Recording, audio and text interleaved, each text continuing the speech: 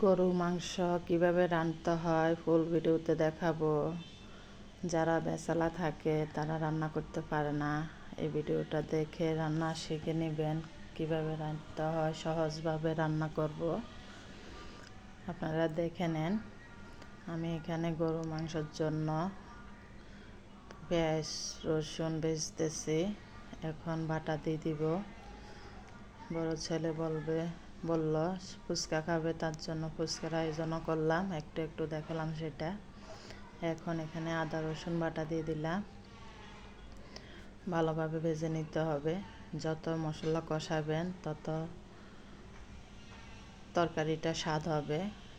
এখন সব মশলা দিয়ে দিলাম, হলুদ গুঁড়ি, মরিচ গুঁড়ি, মশলার গুঁড়ি, মিশ্রিত করা মশলার গুঁড়িটা আমার সব কিছু মিলে আলাদা আলাদা দিতে হয় না। এখন মাংসটা পরিষ্কার করে নিলাম, বড় বড় সবগুলা ছোট করে নেই, যেভাবে মাংস কাটে নিয়ে আসলো সেভাবে বড় বড় দিয়ে দিচ্ছি।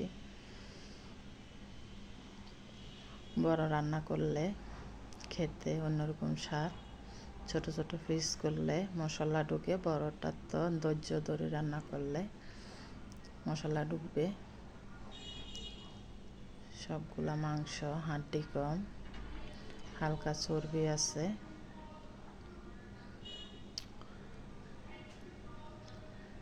এখানে 2 কেজি মাংস।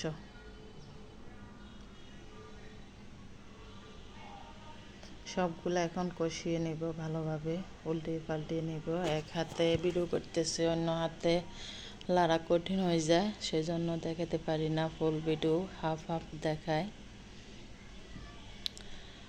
আমার ভিডিওটা যদি ভালো লাগে থাকে তাহলে শেয়ার করে দিবেন, লাইক কমেন্টস করবেন। আত্মীয় স্বজন অনেক আছে, কিন্তু কেউ লাইক করে না, কমেন্টস করে না, শেয়ার করে না।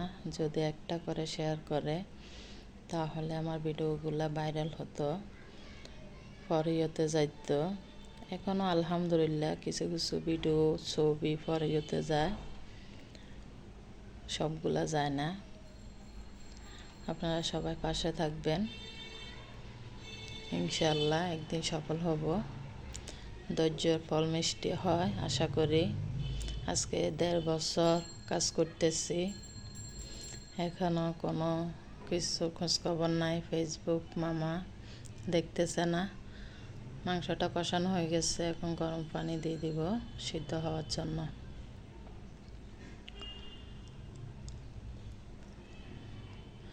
যারা স্টার দিয়ে থাকেন, অনেক দিন আমার স্টার সেন্টার ছিল না, স্টার সেটআপটা ছিল না, আশা করি ফুল দিতে পারেন নাই, এখন আবার ঠিক হয়ে গেছে, আবার দিতে পারবেন। যারা ফুল দিয়ে থাকেন ফুল